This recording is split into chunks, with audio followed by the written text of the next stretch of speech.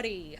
Welcome to another Punch Sport Pagoda podcast. I am Jessica, hosting tonight. Let's introduce who I've got on this shindig. Carl, say hello. Hello. Unfortunately, I am Carl. I am still Carl. I will always be Carl. But the good news is people are punching each other and not getting paid enough money for it. That's all we can ask for at this juncture in our lives. Common Shore, please say hello. Hello, I'm Common Shore Neil of the Scratchy Voice tonight. Pleased to be here. Thank you. DRJ, please say hello. Hello. I am Dirt Road Junglist, aka Nemo. I'm happy to be here tonight.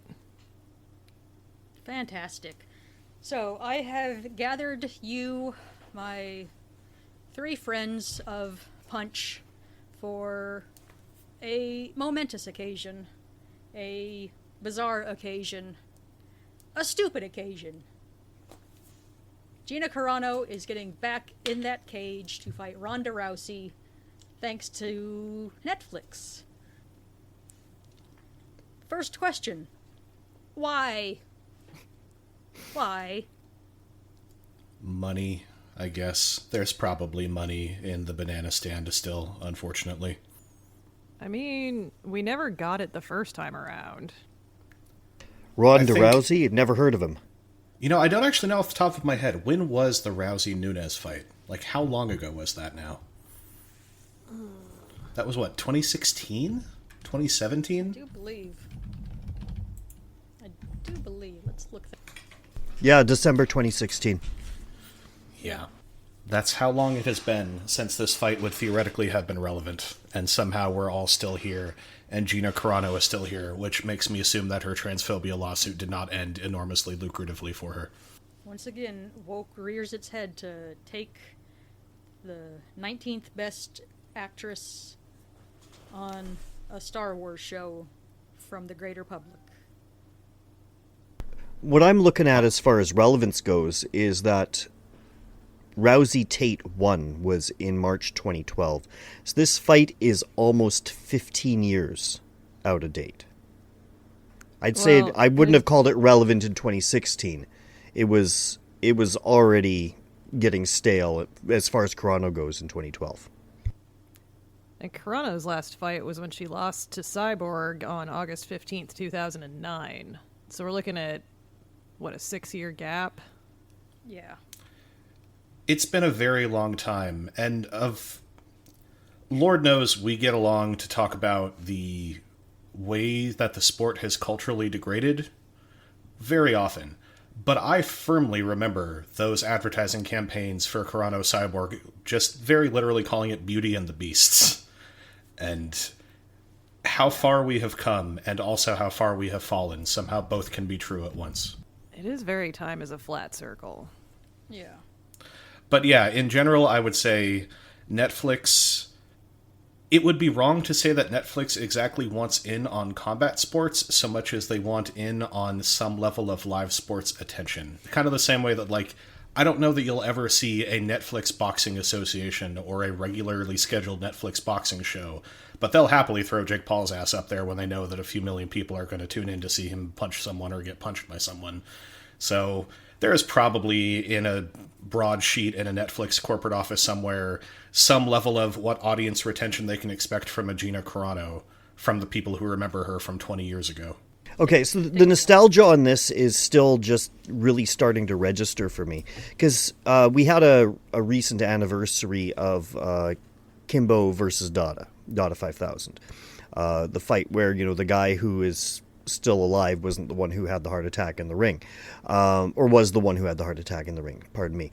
But we often forget that same night was where you had that final Ken Shamrock versus Hoist Gracie rematch, right? And which ended with the glorious dick kick. But at that time, we were still talking about Shamrock and Gracie as fossils.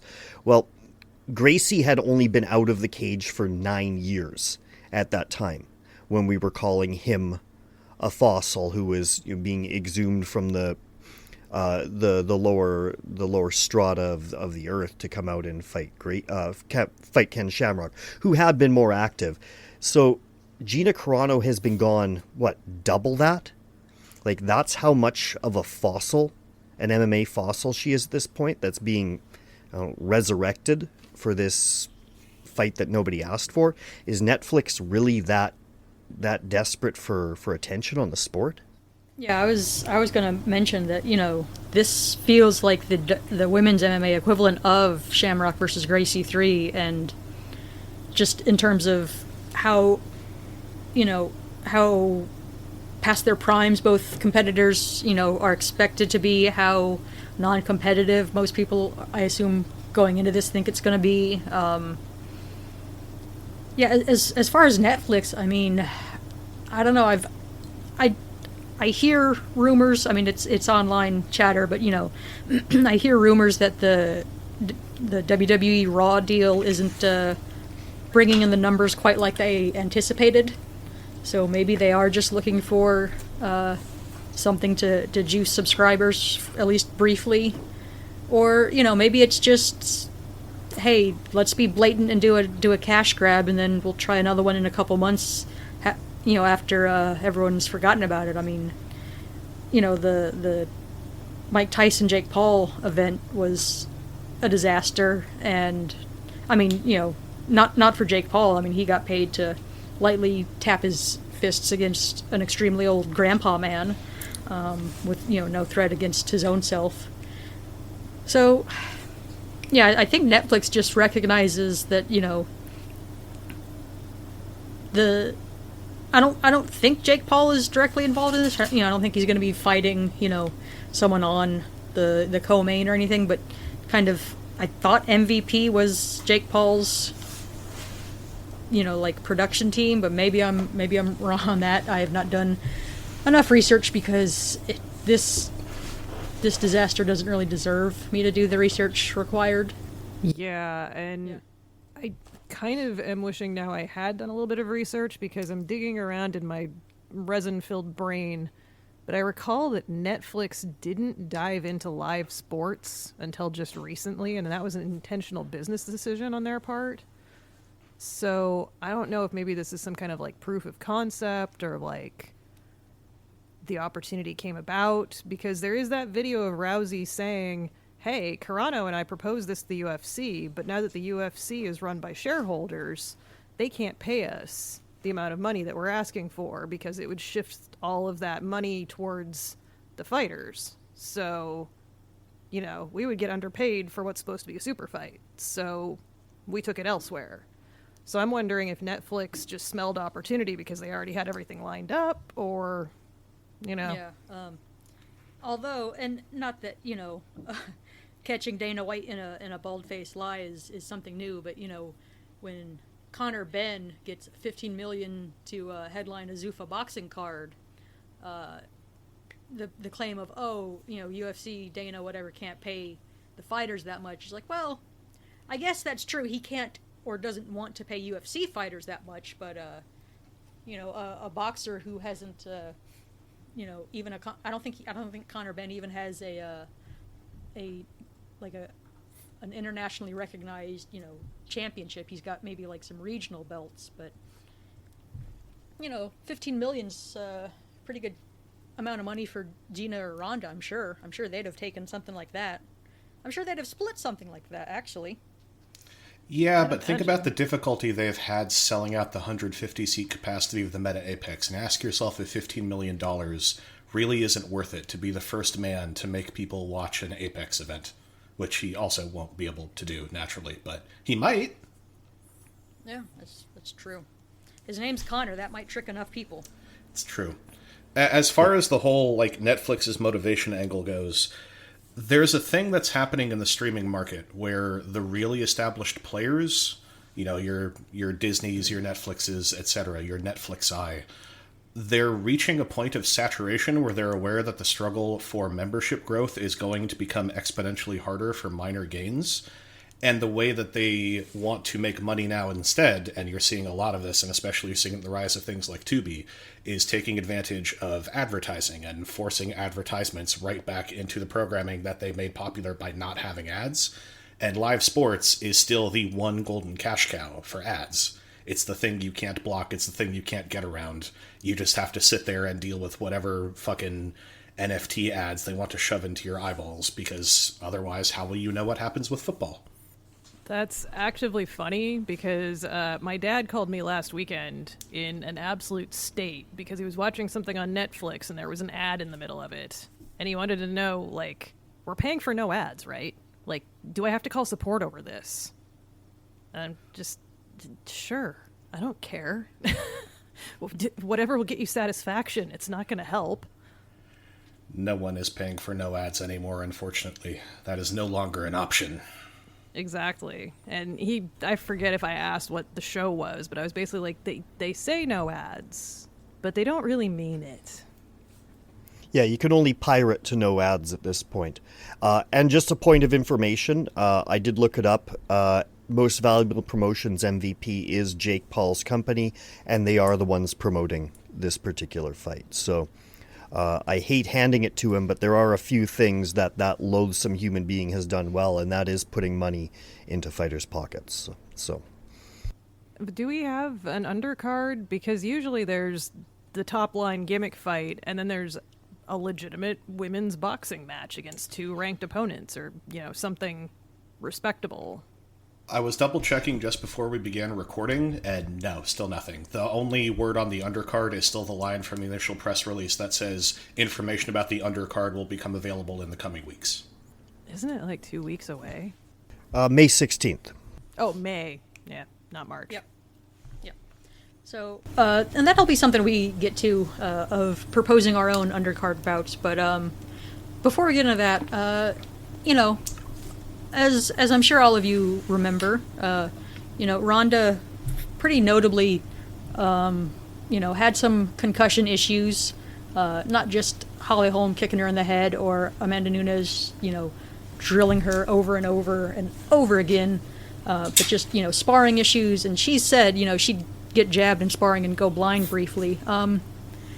So apparently her mom's on the California State Athletic Commission board. Do you think Mom Rousey is going to just rubber stamp her daughter's medicals through, or does she actually care about her child and is going to, maybe actually try and put a stop to something that sounds like a bad idea for someone with, documented brain issues to step back into the cage, even though we all pretty are sure that, Gina Carano's not going to be able to do much damage before getting thrown on her head and armbarred. Well, Mom Rousey is famous for teaching her daughter to do judo by randomly attacking her in her bedroom. So, the many things that she has demonstrated, I don't know that a deep concern for her daughter's health has ever been one of them, exactly. Her mom, though, was also pretty vocal about what a shit job Edmund was doing in training her, was saying, hey, you got to get out of this gym. This guy sucks. You're going to get your head kicked off. It's like, this is back in the phase where Rousey was on the cover of Ring magazine and that kind of shit. What's it? Dr. Anna Marie, what's her last name? DeMars? Dr. Ann DeMars, yeah. She was one of the people who was calling bullshit on the Rousey versus Mayweather stuff that was going on. So I don't have a lot of faith in athletic commissions to make this kind of call, but she has been critical of Ronda's moves in the past. Don't see anything specific on her Instagram, just doing a quick scroll through, and she hasn't posted anything on her old blog since 2022, so hard to say, but she is active as of 4 hours ago, talking about math theorems and the Diaz brothers. Huh. Sure, why not?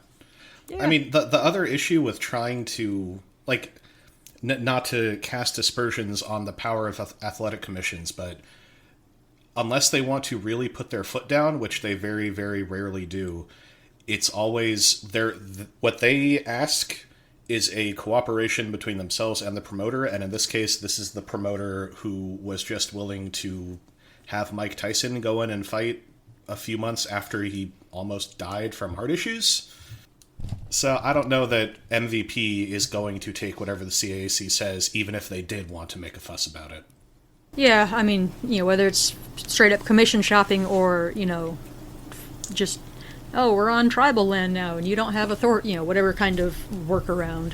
It's just kind of wishful thinking that this could still, not quite last minute, but still possibly get torpedoed and we wouldn't have to think about this anymore. So, any other general thoughts about the fight, the fighters, anything else before we move on to kind of another section? Well, I did just notice, and I don't know how long this has been the case, but Gina Carano, I didn't realize she was Jackson's MMA product. Not Jackson Wink, just Jackson's MMA. But her style on her Wikipedia page has Greg Jackson's Gaido Jutsu under there, which is pretty funny. Muay Thai, Gaido Jutsu. You go after him, Carano. Have they picked a weight class for this? That's actually what I was going to say. Supposedly, this is being contested at featherweight, which Carano was already struggling to make back in 2008, 2009. So, more than what happens if Mama Rousey gets into it, what I'm wondering is what happens if Carano doesn't make weight. I mean, we do have precedence of that, and it's just a thing called Carano weight. Honestly, they could agree to a catch weight. I'm shocked that they put it at 45 instead of the women's lightweight that existed solely for Kayla Harrison back in the day. My other question is, are they willing to try Ozempic for something like this? Like, has any combat sports athlete been like, oh, yeah, I can make the weight with GLPs? Yeah. I mean, the quote I saw after this was announced was basically Rhonda saying how horrible Gina was looking, and she's like, I need to help my friend, get her life in order, so I'm just going to challenge her to a fist fight to get her into shape, which we'll see if that works. The real legacy of the lessons of Mama Rousey. So, I think... One other thing. Sure. I was just looking it up, and it does not seem that Ozempic is banned under WADA. So I was looking it up right there. So maybe they will use it. Interesting. I'm having a sudden mental fantasy of a season of The Ultimate Fighter, except instead of Gabe Rudiger trying to get an enema to make weight, it's just fighting over Ozempic in the household, the same way they used to shoot those like really bad fake ads where they all pretended they really loved Giants. Yeah, a season of The Ultimate Fighter where it's like Huggy Bear Barnett fighting at 185 pounds. Oh, Huggy Bear. I'm still so sad. Okay, so what fights would we like to see? Some other dream fights that never got made that could potentially be on this undercard. I've got 3 that I'll kick us off with. Number 1, Nick Diaz versus Jay Haran. And I'm calling this the Scott Coker Can't Protect You Anymore Nick match, because I remember it felt like half a dozen times in Strikeforce where Nick was supposed to fight Haran and it just fell apart randomly, wink wink, which I think is just Scott Coker being like, Nick doesn't want to fight a wrestler, so... Yeah, Nick doesn't want to fight somebody who could potentially actually hurt him. Yeah. My other, another option would be Matt Hughes versus Caro Parisian for like the 2004 UFC welterweight title. I remember when Caro had a title shot and got injured, and so they just threw Joe Riggs in, and Caro never got another chance. Partly because, addiction's a motherfucker. That is a super dark one. That is dark. Between Caro's addiction and Matt Hughes' current state, like, I have to applaud you on that one's almost as grim as Rousey versus Carano. Thank you. And then I have Crazy Horse versus Wanderlei Silva in a no ropes backstage death match. Just let us all see it for real this time. Well, that's just a proper Donnybrook. Yeah. So, any dream fights that you'd like to see end up on this Netflix card? Well, I feel like the one that got away was always GSP versus Anderson Silva. Yeah. Yeah, that'd have been good back in the day, I think. Mm-hmm. Like, it would be sad now. They're both pretty. Like, I feel like GSP probably could come back in a fairly athletic form, but they're too breakable at this age. If we're talking about specifically that turn of the O's to aughts era, the real fight that got away and murdered an entire fighting organization in its crib. It is time in 2026 for Fedor Emelianenko versus Josh Barnett. It has to happen, and it has to happen now. Hell yes. I'm down. I mean, I got a phone call in the middle of a road trip about that fight. Like, phone starts ringing. I'm in the middle of nowhere, Washington somewhere. And it's like, who is calling me? What's so important that I have to be called on the phone right now? Oh, Affliction just died. Okay, yeah, no, that counts. I'm honestly surprised Barnett hasn't tried to get it on a Bloodsport card. You know, yeah, you'd think. Because I just want to know, or I want to hear Fedor, tell him that doesn't work for me, brother.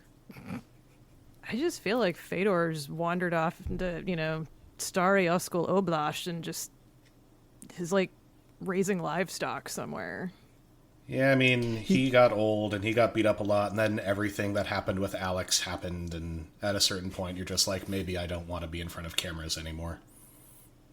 Yeah, he hasn't really been in the public eye since much since the war started, has he?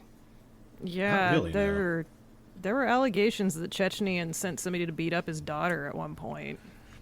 Yeah, he's kind of pieced since then. Yeah. Yeah, I remember that like a couple years ago he basically said that Kadyrov shouldn't have his like 7-year-old sons doing MMA with like no headgear. That's and right. Like that's like how dare you? To show you that that's a wrong opinion, we're gonna intimidate your children. It's like, okay. Woke strikes again. Yep. But Neil, what were you going to say earlier before I cut you off? Well, I'm glad that you cut me off because I needed to do a little more clicking around to get the names down. What I want to see is the fight, the WMMA fight from that era, roughly the same eras as Carano and Rousey, but for the bottom of the ladder. And so I want to see Katie Castro versus Jan Finney. I think that would be wonderful entertainment. If anybody's not familiar with either, Katie Castro is famous for fighting for Explode Fight series. She's in a lot of viral clips where it's like soccer mom gets beat up by Alima Leigh McFarlane. And she has that, like, I want to speak to your manager hair. It's always pretty entertaining. And then Jan Finney on a Gina Carano Elite XC era card got the crap shortly after. I think it was the fight after the Carano fight. Got beaten up for like 19 minutes by Cyborg. Like, that would be a great race to the bottom fight, and it's wonderful because they're not likely to actually hurt each other that badly, so it has fewer ethical problems than the main event. Hey, if Harold Howard can, come back at like 53 years old to fight a guy in Maine or whatever and put on a good performance, why can't Katie Castro put the leopard print leggings back on one more time and throw down? Oh, I was just going to say, were those the MMA shorts that Rosie Sexton was selling back in the day? Oh, they had to be. I'm pretty sure, because there's like only one women's fight gear organization. I didn't think about it until we went so far back as to talk about Katie Castro again. But before Rousey, before all of that, the UFC got razor close to promoting Erica Montoya versus Shelby Walker in 2005. We were that close to having women's MMA in the biggest organization, and then it fell apart when they were like actively in booking. They just got cold feet and decided not to. And I think it would be nice to finally see that. We've got 21-year-old unfinished business, And god damn it, how will we really know if Erica Montoya or Shelby Walker was the real best or like third best women's fighter of 20 years ago? That is an extremely deep cut. I'll be honest, I do not recognize those names, but Oh. I'm down for it. The only I do way- have some very unfortunate news. Shelby Walker passed away in 2006. Well, then we'll never know now. R.I.P. Shelby Walker. Dang. Yeah. And then it got awkward. I was going to say that what it's actually going to be on the undercard is just, and at this point I don't know what iteration it is. It might be the 4th or 5th meeting, but it's just going to be Bendo and Showtime Pettis again. I guess they did it in the WC, they did it in the UFC, they did it in Karate Combat. They just kind of have to make the full rounds. It's not done until it's happened in Ryzen. Yeah. Or moat fights. Honestly, all of like the really fun gag ideas aside, if you wanted to do an undercard and you've chosen to be elbow deep in the corpse of nostalgia, so you might as well just roll with it at this point. The GFL did half of your homework for you already. Those people have already, at least tentatively, well, some of them apparently had no idea they were fighting, but some of those people have already agreed to fight. Tyron Woodley was ready to fight. Henan Barrow and Uriah Faber were ready to have their 80th rematch in the last 30 years. You could just do that. You could just get those GFL people who are already half prepared to wipe the dust off of their bones and have them go on Netflix and make fools of themselves for money. I mean, Benson Henderson is now part of the Athlete Performance and Wellness Council for Jiffle, so... I'd hate myself, but I probably would end up watching it. So, as much as I want to make fun of it, I'm not well in the head, so I'd tune in. Well, I mean, I made that joke at the start of this podcast about this being the last best hope for the B-Leagues and all, but here's the thing. We're gonna fucking watch it. And once upon a time, part of the real reason people loved the UFC being on Spike TV and all of that shit was just the accessibility of a sport that had been very hard to follow. It was a marvelous thing to be able to actively watch MMA reliably once a month, twice a month, 3 times a month, and unfortunately it's less marvelous to be able to watch it every single week because we know what it's become. But there's been a weird inversion of that energy now, where even though, as a person who writes essays about it, I still feel the waning desire to follow the UFC the way that I used to, I will be there for the B-Leagues. I'll watch Fight Circus, and I feel like shit about watching Fight Circus, but if you're telling me that you want to try to promote MMA events in the mainstream, in front of cameras, in front of people, and you're even remotely serious about it, that's great. We need those opportunities now. More than ever. Yeah, like this was one of my main thoughts when we were prepping for this, was that if nothing else, the fact that this matchup is generating some interest is really revealing how just beige the whole MMA scene is right now. It's like focus group to death, and we need these good freak show fights out there to make it worth tuning in, right? Like, put some spice on our food, man. Put some spice out there. Yeah, like the referencing of, the Kimbo Dada fights and the Ken Shamrock and Hoist fights in Bellator, that itself was a tradition that the UFC had done. When they wanted to bring people in for the Ultimate Fighter, they're like, where's fucking Ken Shamrock? Get his ass in here and have him get murdered by Rich Franklin. And it's not like that's a competitive fight, just like Matt Hughes versus Hoist Gracie wasn't a competitive fight. But you use the pull of that known nostalgia, those known quantities, to get people to care about something else. And that's also, of course, why we're addressing this as the farce it is, because in this case, because it's Netflix, this is the thing. As of now, there is nothing else. There almost certainly won't be a something else. It'll just be the farce, because that's all Netflix really goes for. Yeah, I mean, it's, there's got to be some, ridiculous hook to... The average person isn't going to just watch, whoever the top 2 most competitive fighters outside of the UFC, because, do people watch PFL other than me and Carl? Like, I watch it when I remember that it's on, but, very often, I'll be sitting around and I'll see some, maybe I'll go out for dinner like I did tonight, and I'll get back and I'll look in Discord and I'll see that PFL's just ending. I like following this stuff, but it's weirdly harder to follow it now than it was back in the bootleg pirate days. There's just no information out there, and just nobody gives enough of a shit in a lot of cases, like present company accepted, from this, but to really make sure that there's good information about what's happening when. Like, we care. Sometimes it feels like you two care more than the promoters do about promoting their product. Kinda, yeah. I mean, Yeah.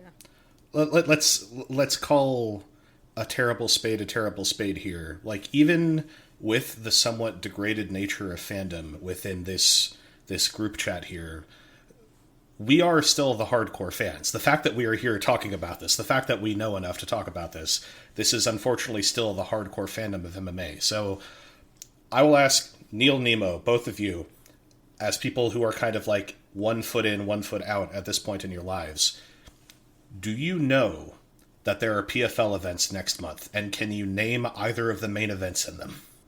I cannot.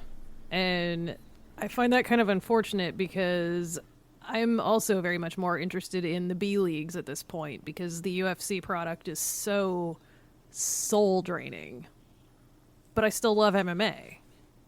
But again, the PFL is not advertising itself well. It's not showing us the schedule well.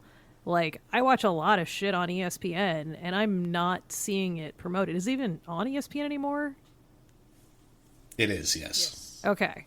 Yeah, I mean, I don't see it advertised. I don't see it in my app. Like, they're not doing a lot to let me know that there's fights happening. And I wasn't aware of it. Like, I kind of assumed that there's going to be some PFL coming along soon, because I think I'd seen some discussion of it. But I can't tell you who's fighting. I know that it's probably not their best fighter, who's Dakota Decheva, because she's injured right now. Is that correct? Correct, yes. Yeah. And so, like, they're focus group to death, too. The problem with PFL is they're trying to do this imitation of the UFC, when the UFC... When people who are looking for things other than the UFC are tired of the UFC aesthetic. Like, they're not all bald, but they still have bald man shout times on PFL. It just happens that Sean O'Connell has hair on his head. Other than that, the product doesn't feel meaningfully different. We need somebody out there who's willing to embrace the weird. That's what we need. Like, at least Scott Coker was a carny in an entertaining way. We don't have... Where are our carnies? They are in Phuket, Thailand, broadcasting their fights on Cam Soda, which I swear is a pornography site. It's not a place that you go to watch Fight Circus. That's where our carnies are now. And that's the main thing that's missing from the sport at this point, is somehow it's crooked and we've lost the fun of the carnies. Yeah, I agree. Which is weird, because I'm usually the sports person who's like, I like the rules and there being leagues and regulations, but also, like, you need the weird shit on the edges. Yeah, like, not to get too much into a tangent, but the carnies would take your money, but they'd do it with a wink because they want you to come back next week. The grifters now are just like, fuck you, give me your money.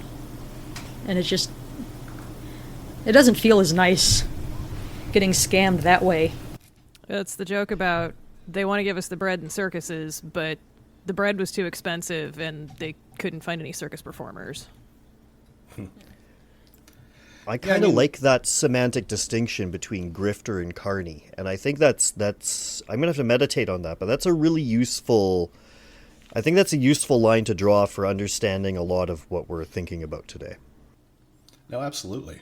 And I mean, for that matter, even aside from just the nature of the promoters themselves, for a lot of, like, you want to talk about nostalgia for MMA, a lot of what people have nostalgia for is when MMA itself, it wasn't just run by carnies, it was itself inherently a carnival industry. Like, you weren't talking about fully developed fighters who have cross-trained in all of the disciplines. You were talking about very raw people who were throwing styles against each other to see what would work.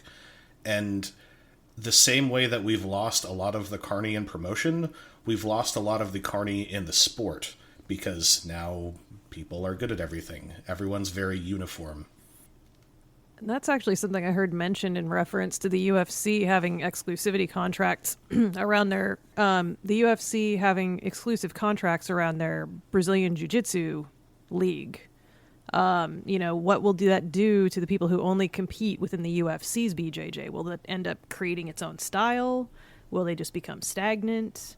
If they're not out there competing against like the weirdos at the Craig Jones Invitational doing like octopus guard and stuff, like are they going to learn?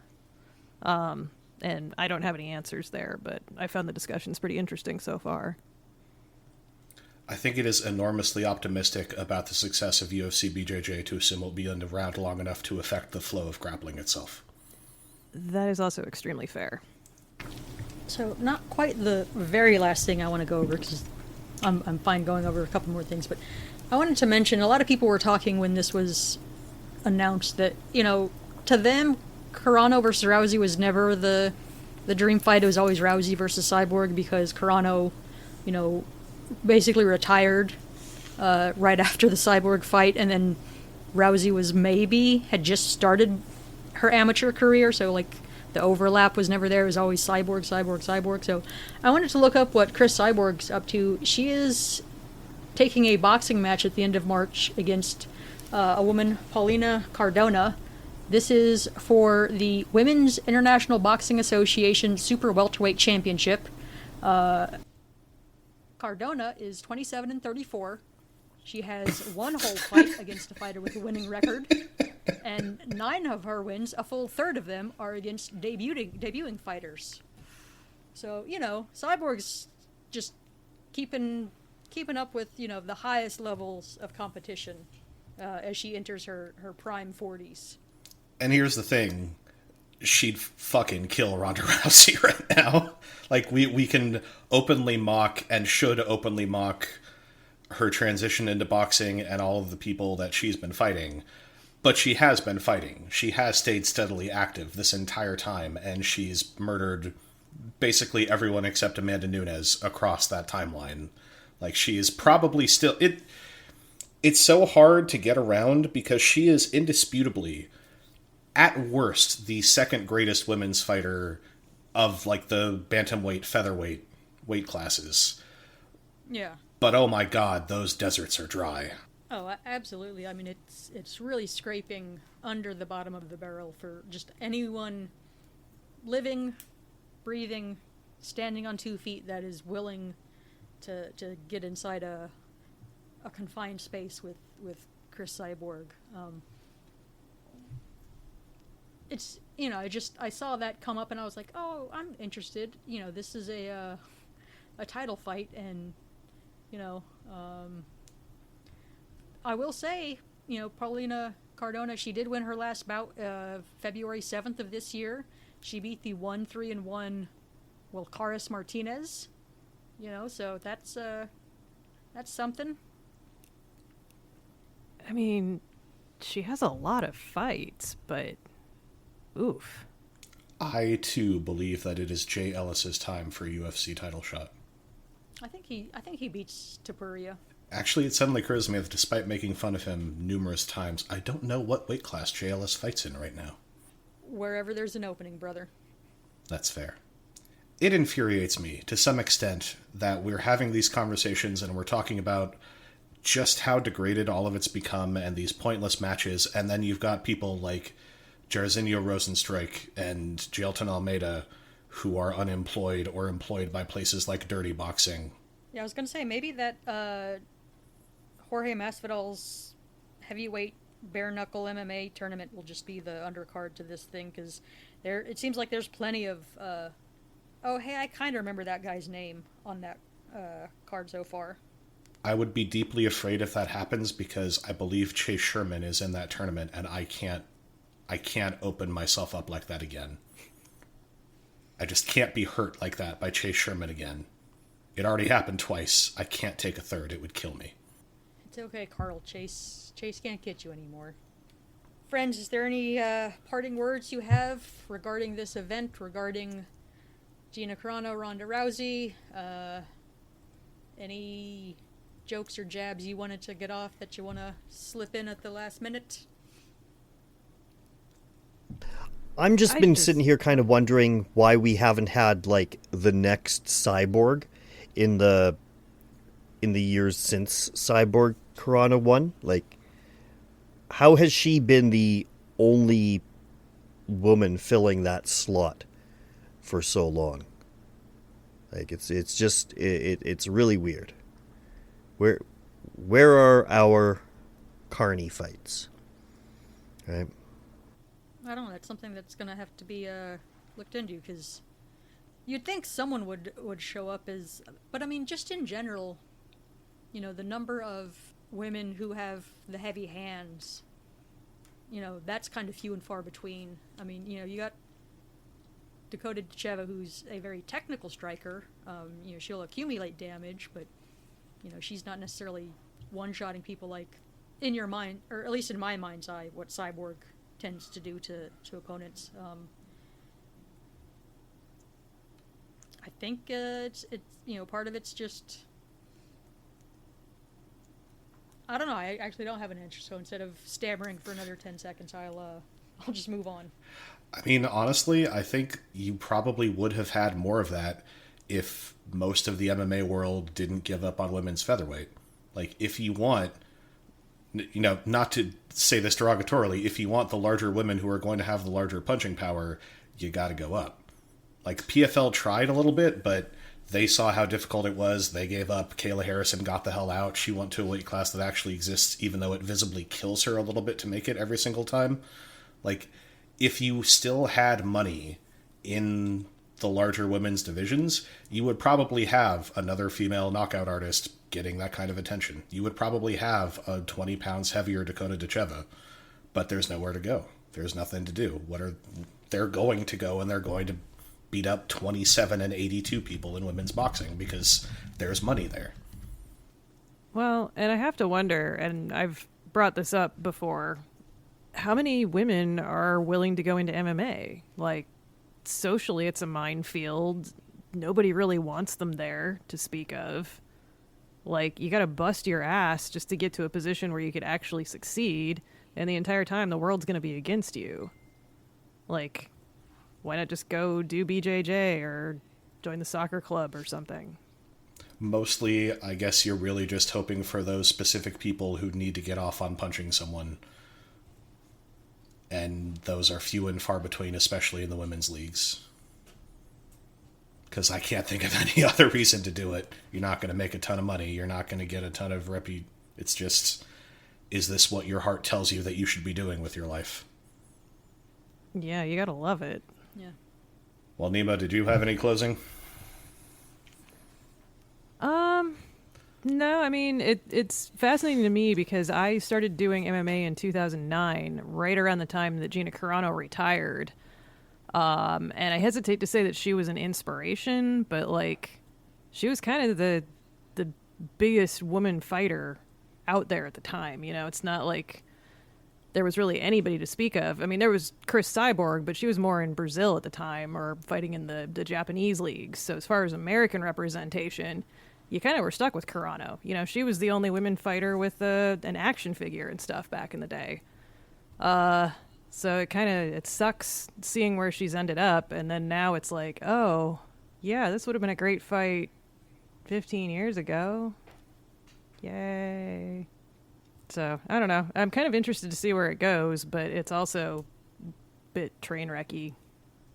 I guess from my part, my closing thoughts kind of dovetail into that a bit, in that whatever can be said about where they wound up, you wouldn't have women's MMA without these two women, and it's important to recognize them for that and really appreciate what they did contribute to the sport and the opportunities in the sport. And it really sucks, as is the ongoing thing with most MMA these days, to have that completely tarnished by being like, oh right, Gina Carano is kind of a garbage person. Like, Ronda Rousey, at least, and I stress the at least here, had her apology for the Sandy Hook thing, for all of the terrible things that she said. Gina Carano is here because Elon Musk liked her, I guess. That's basically why she became relevant again in the mainstream after everything that happened. And I really wish it were easier to just enjoy things for what they were. But especially in the current state of everything else outside of the window, it sucks to just be like, yeah, we're just going to pave right over this and have them in a big, sparkly fight on Netflix in front of millions of people again. Yay party, yay MMA. Yes. On the upside, maybe Jake Paul will find somebody that's really truly deserving to be on that undercard and get that kind of, boost. Because he's done it before. Yeah. Maybe he'll fight Francis Ngannou himself at heavyweight. Almost shot sparkling water out my nose. Thank you. Yeah, that made me smile. There's some part of me that really appreciates, as much as I don't want to hand anything to Jake Paul ever, if he chose, only now that he's fully out of his MMA obligations to the PFL that never ever materialized, if he chose this moment to have an MMA fight, that would be the funniest fucking thing in the world. This does have high potential for humor. Right, well, I think we've wrung all we can out of this particular stone tonight. So, I suppose we shall wrap it up. And before I go, I want to remind everyone to I want someone who actually knows the address to plug the Punchboard Pagoda, because I do not remember it off the top of my head. I believe it's just punchsportpagoda.com. Yes, it Go is. there, read all of the words, subscribe, and then read all the words again a second time after you've subscribed. If you do it repeatedly, we get more money, by which I mean we get no money because we haven't monetized it. But it would be really nice and we would appreciate it. Number go up, which is the important thing. Internet clout. Woo. At the end of the day, as good capitalists, all that matters is number go up. Yes. Well, that's it for me. I have been Jessica. Everyone, please say goodbye to our lovely podcast audience who stuck with us. Thank you, people Good night, who all. stuck with us. Goodbye. We love you. But in like a singular, non-committal sort of way. Purely platonically.